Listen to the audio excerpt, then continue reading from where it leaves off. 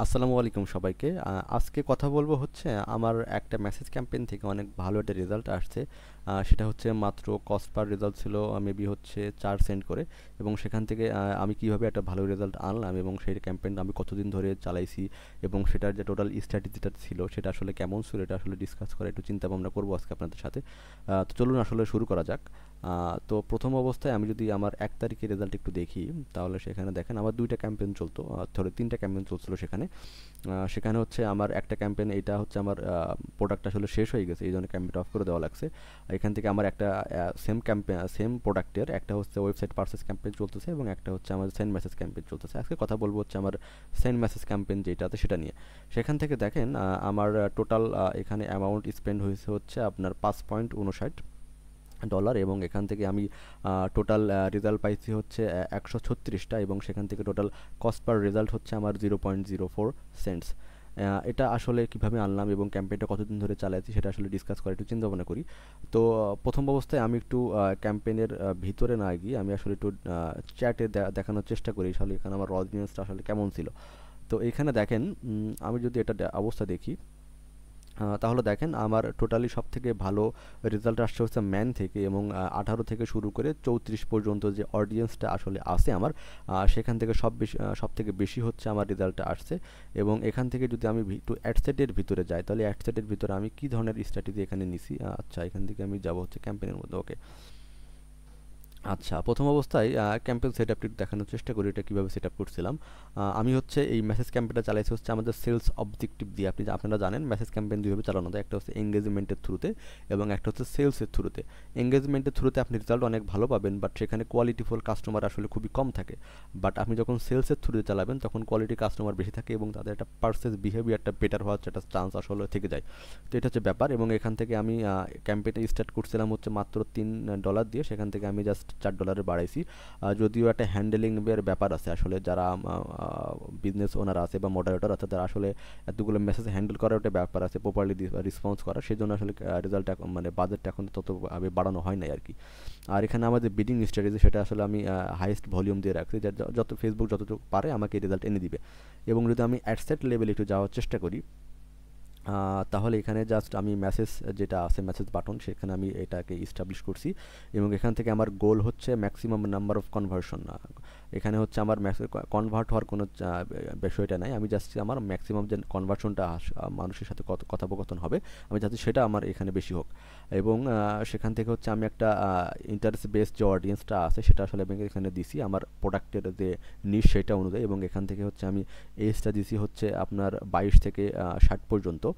এখানে প্লেসমেন্ট যে ব্যাপারটা আছে, প্লেসমেন্টের ক্ষেত্রে আমি শুধুমাত্র ফেসবুকটা দিছি, এবং ফেসবুকের ক্ষেত্রেও আমার যে প্লেসমেন্টে সব থেকে বেশি রেজাল্টটা আসে আর কি, সেই প্লেসমেন্টগুলো এখানে সিলেক্ট করে দেওয়া আছে, যেমন Facebook feed, Facebook profile feed, Facebook video feed যেটা আছে, এবং একটা নতুন যে প্লেসমেন্টে আসছে ফেসবুক নোটিফিকেশন, এখানে এটা সিলেক্ট করে দেওয়া আছে। এবং ফেসবুক যদি আপনি রিলসের মধ্যে আসেন তাহলে শুধুমাত্র আমি রিলসটা এখানে দিছি।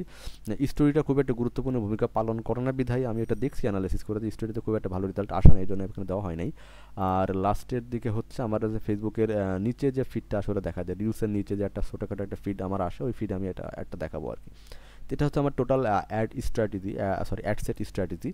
এবং আমি যদি একটু ভিডিও কন্টেন্টের মধ্যে আমার একটা কন্টেন্ট ভালো পারফর্ম করে না, এটা আপাতত অফ রাখছি, এবং যে পার্টটা ভালো পারফর্ম করতেছে সেটার দিকে যদি আমরা একটু যাই, তাহলে দেখেন এটা হচ্ছে আমার মূল কন্টেন্ট, এবং এটা হচ্ছে আমি এক্সিস্টিং পোস্ট বাদে এটা শুধুমাত্র আমার ক্রিয়েটিভস যেটা অ্যাড করে সেখানে হচ্ছে আমি রেজাল্টটা দিছি, এবং এখানে আমি কিছু সিম্পল প্রাইমারি টেক্সট অ্যাড করে দেওয়ার চেষ্টা করছি, এবং যতটা পারা যায় এই প্রোডাক্টের যে নামটা, হ্যাঁ প্রোডাক্টের নামটা যত মানে পারা যায় আমি প্রাইমারি টেক্সট আসলে অ্যাড করার চেষ্টা করছি। যেমন দেখেন প্রথম অবস্থায় আমি একটা আমার প্রোডাক্টের নাম দিছি, এবং সেকেন্ডলিতে আমি আবার প্রোডাক্টের নাম দিছি, এবং এখানে যে ছোটো করে ডিসক্রিপশন মধ্যে সেখানে আমি আবার প্রোডাক্টের নাম দিছি।